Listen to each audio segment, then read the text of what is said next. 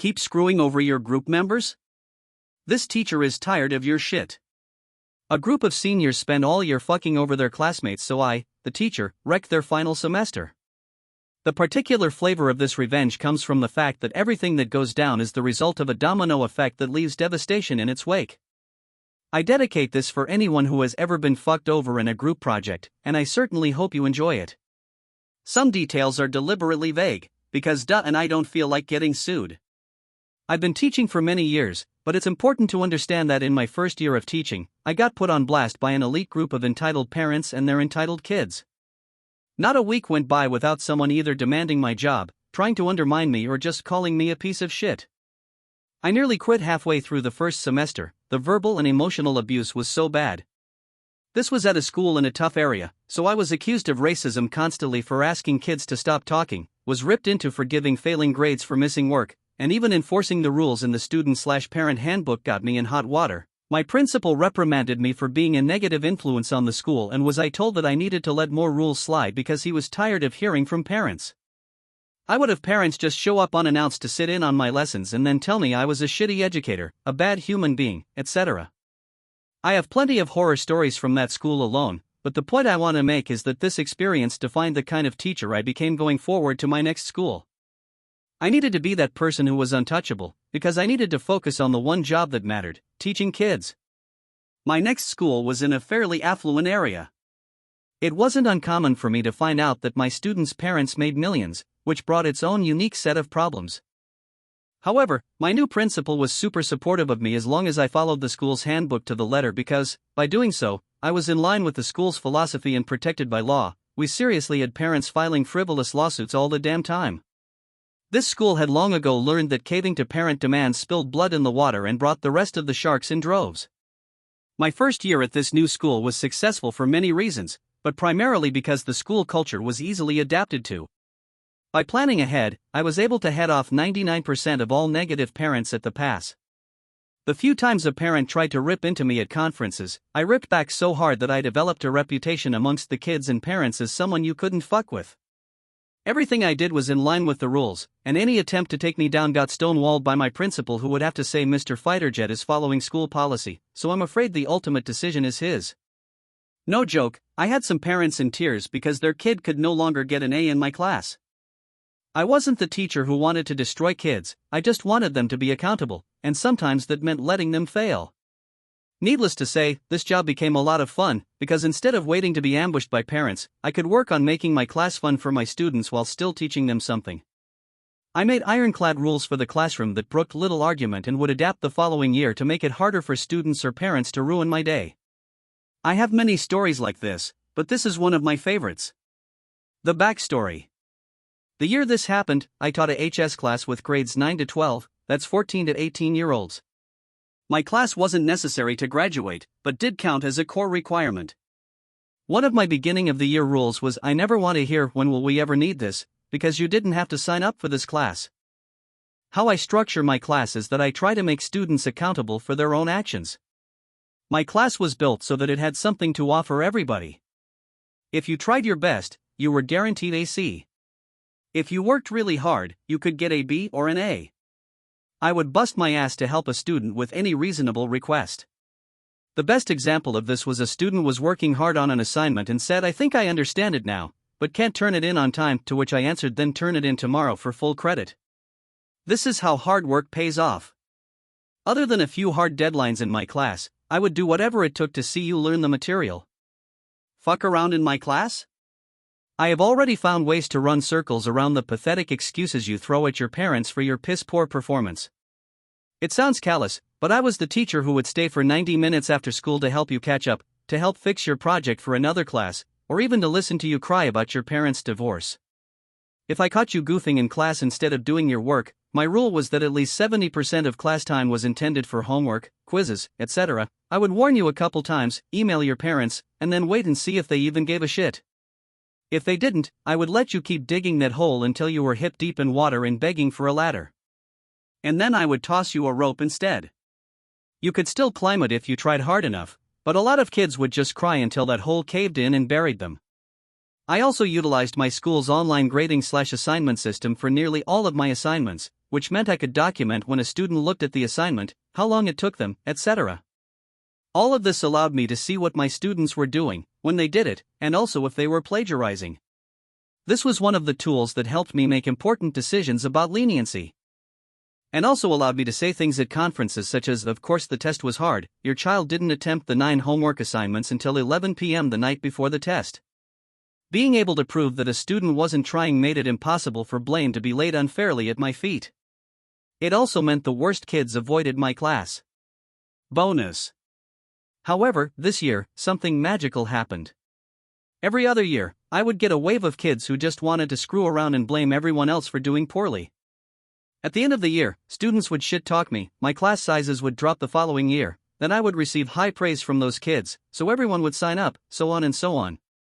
But this year, not only did I get a giant wave of knuckleheads, but they came with parents who loved to make trouble. I had already heard tales of some of these parents. Other teachers were just dying to hear stories about our interactions, because these parents were very much entitled. They would name-drop lawyers when they didn't get their way, try to badger teachers into giving their kids extra credit, and would largely deny any wrongdoing on their kids' part. These were the parents who would get called in because their kids was busted cheating, then accuse the teacher of making the class too hard, therefore validating their kids' need to cheat.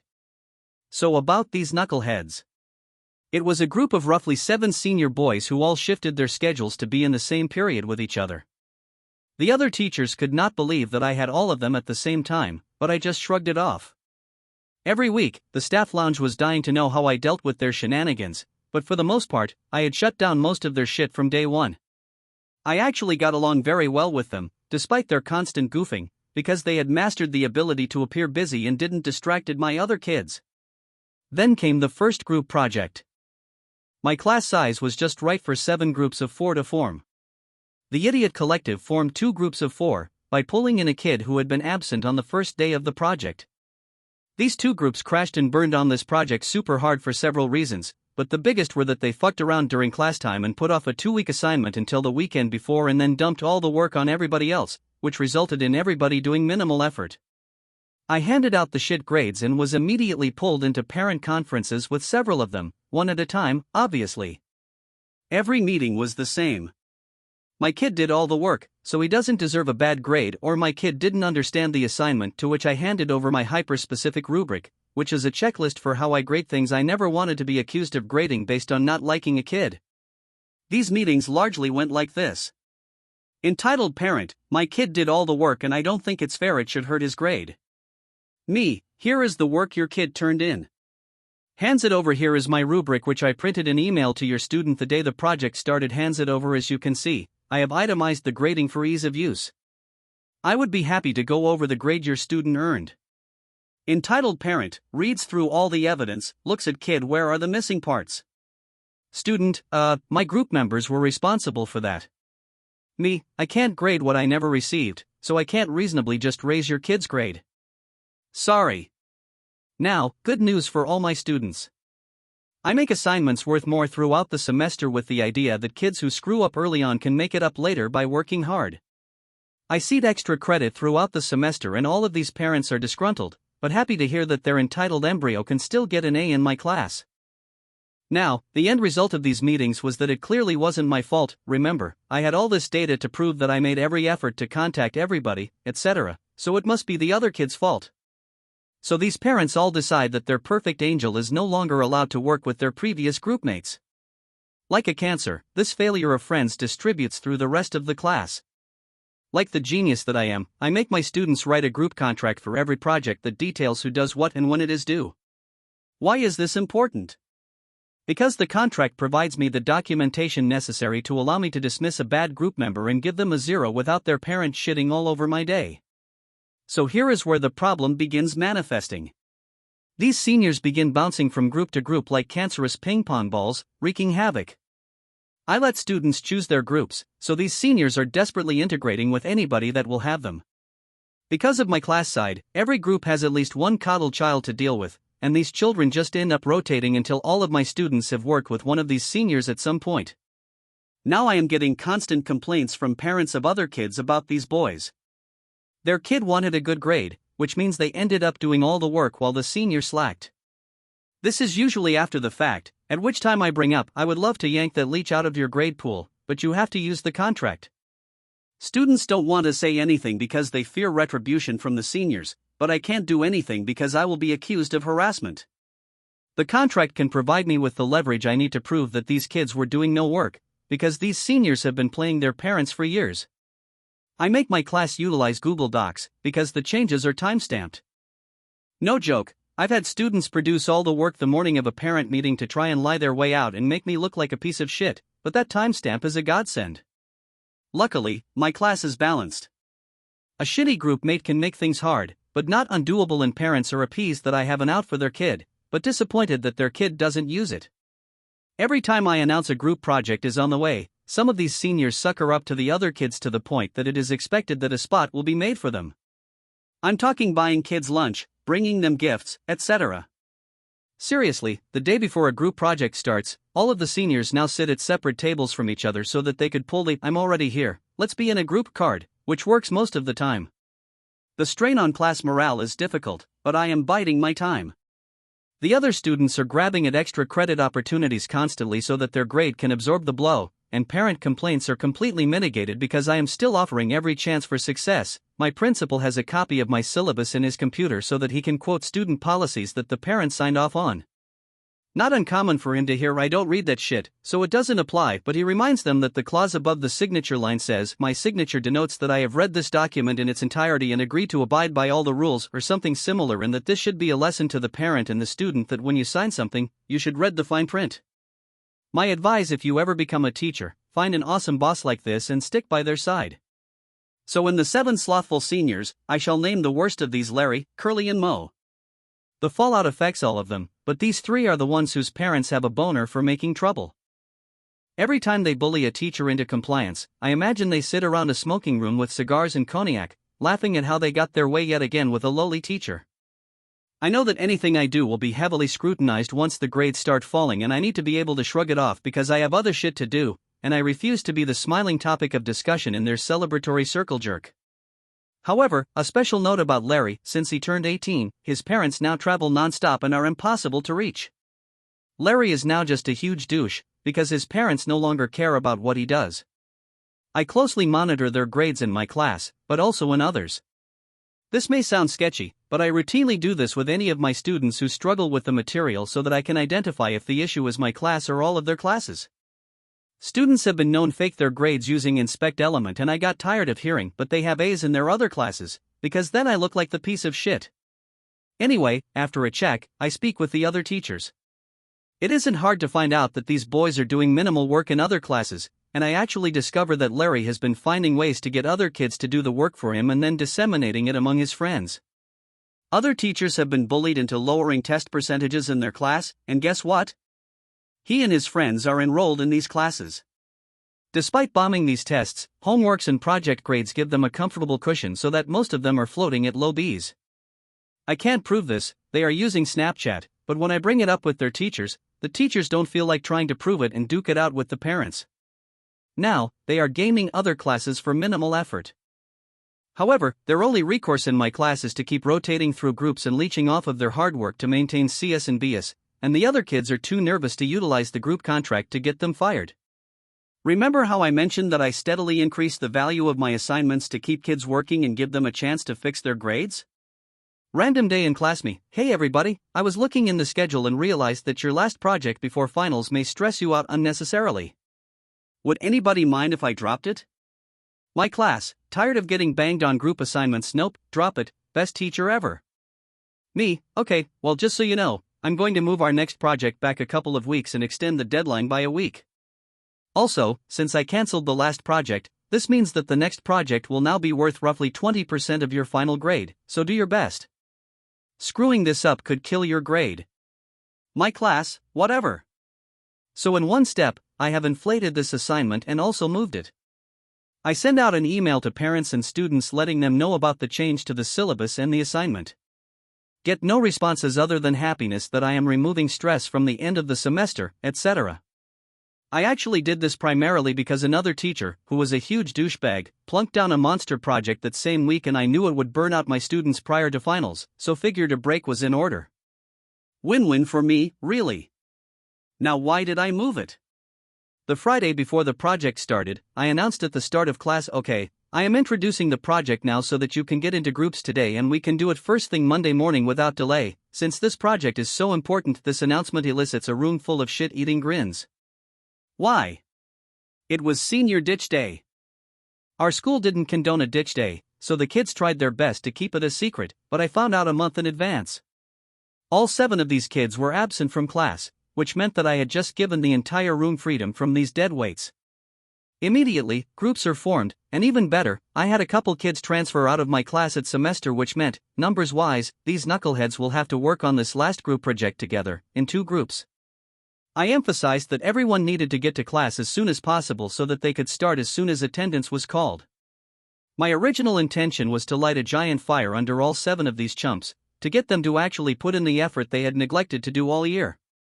Most of them had grades in the low C range, except for one in the low BS.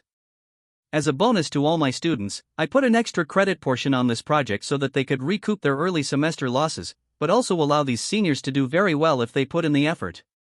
This wasn't meant to be a revenge tale, but an attempt to give them one last lesson in responsibility.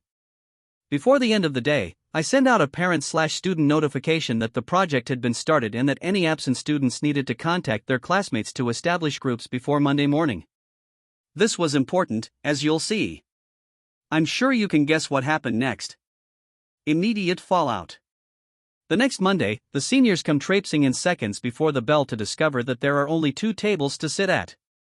Whatever, they take their seats. Me, after attendance, okay, everybody has a copy of the rubric, so go ahead and get started. Rest of class immediately pulls out rubric. Seniors, looking around frantically. The seniors quickly realize that they have been played and the arguing starts. First thing that happens is that Larry, Curly, and Mo decide that they now belong with whoever they happen to be sitting with and scoot their chairs over to sit with different tables. I catch this right away and tell them that the groups are already at maximum size, 4 people per group. The other 4 seniors are already fighting with each other because they know that none of them will actually do any work.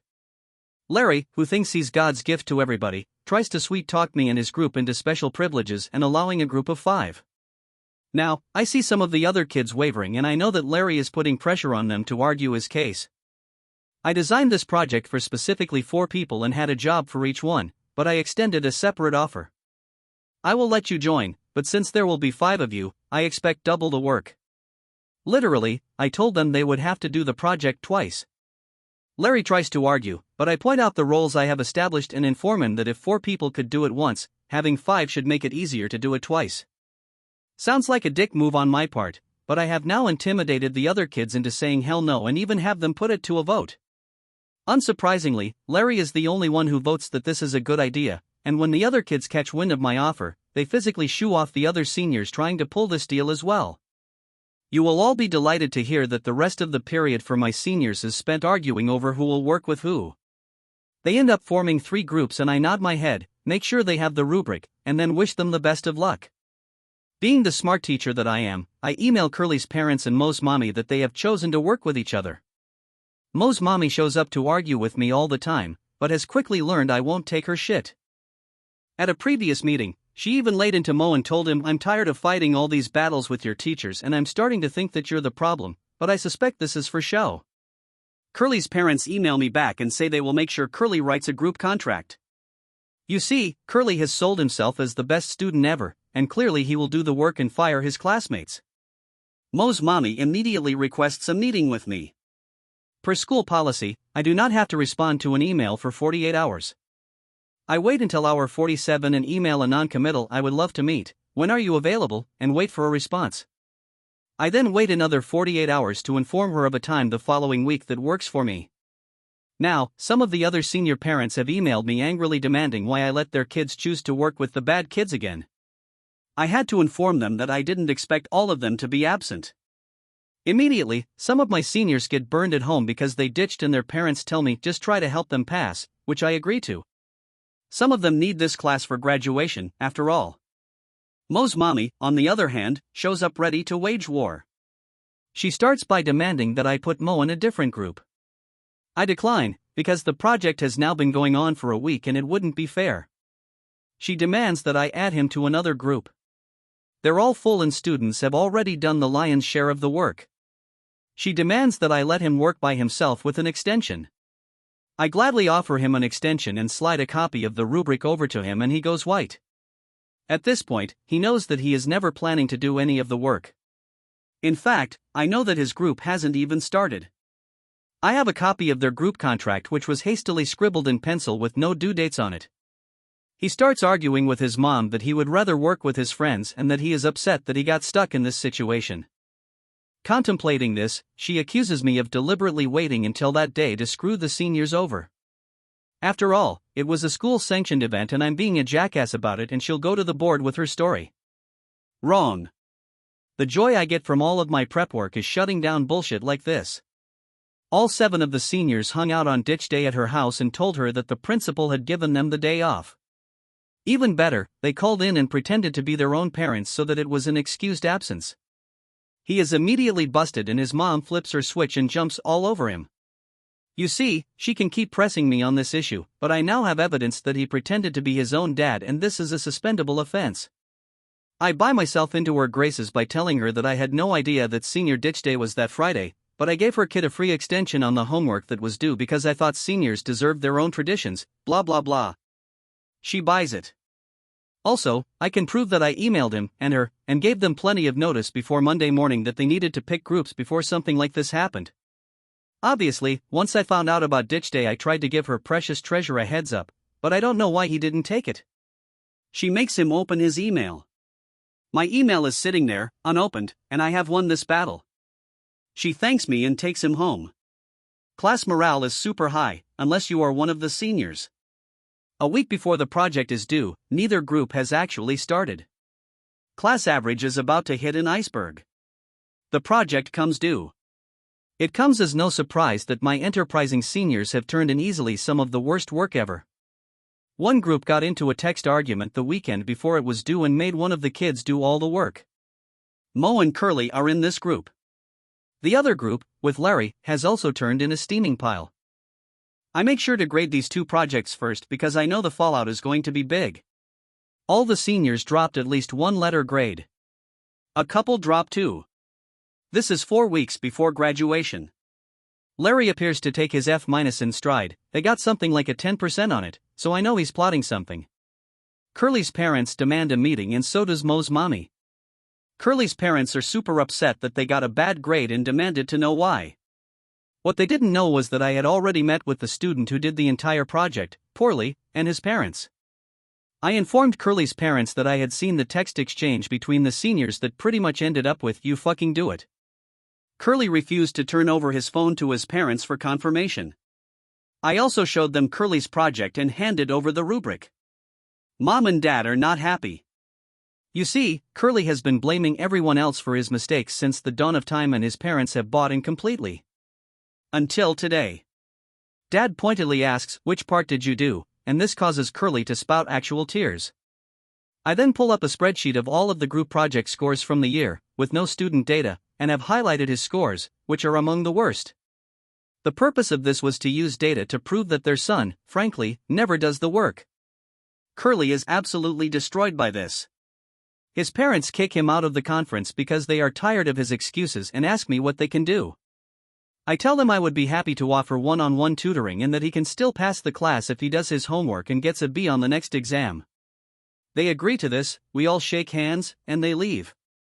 Curly's story largely ends here. He never shows up to tutoring, and I email his parents.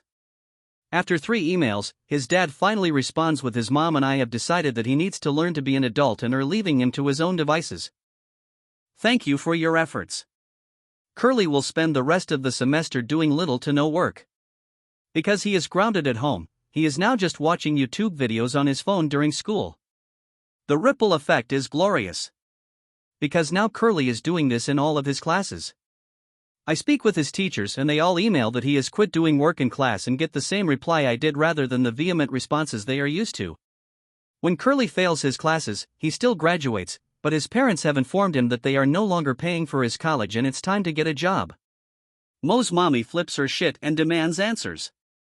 Unfortunately, Mo is in the same group as Curly and she gets the same answers from me.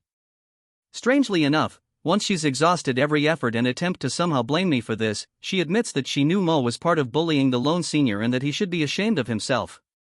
She deliberately tried to play me but outed herself once she knew that I already knew everything. Super annoying, but I agree to help tutor him one-on-one, which makes her happy. Long-term fallout. Mo's mommy is emailing me every few days now.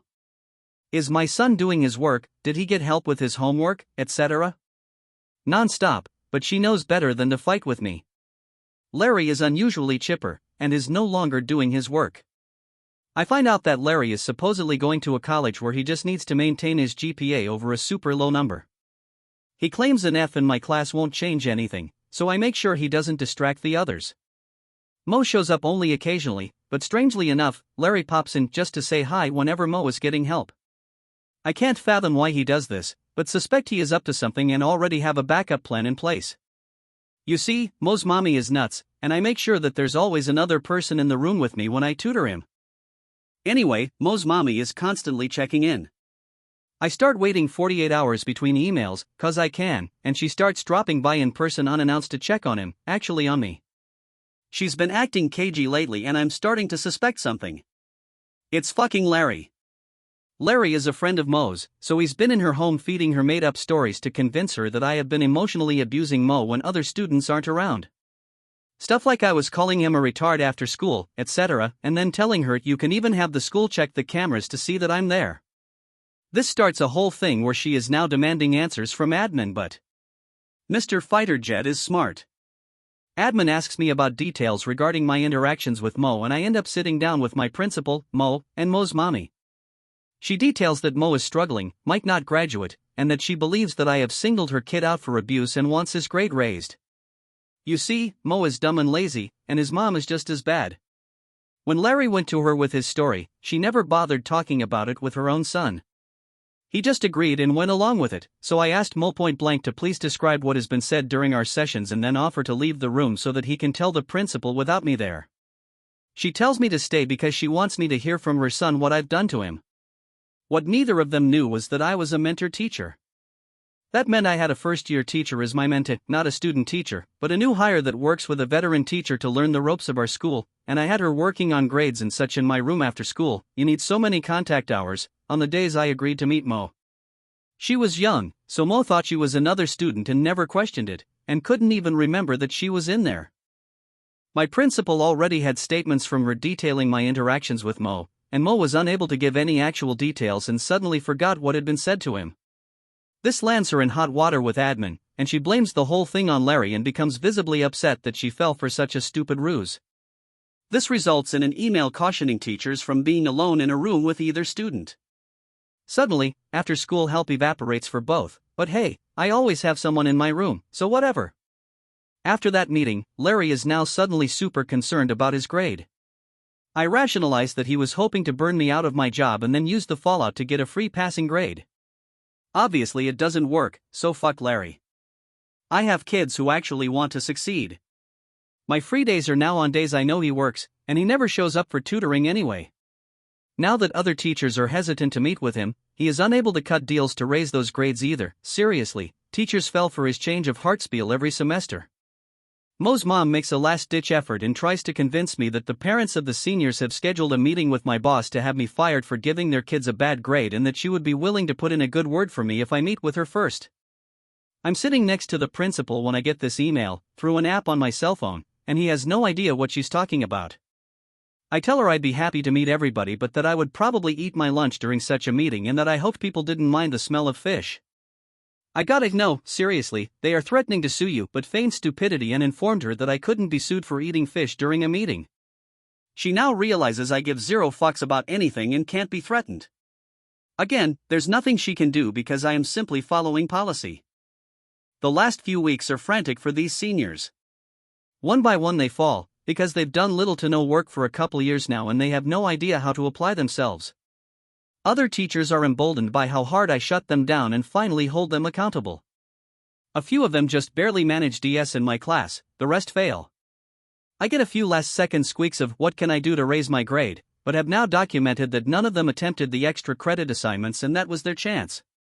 It's hard for a parent to shit on you when you can prove you actually tried to give their student extra credit, and can then prove they never opened the assignment online.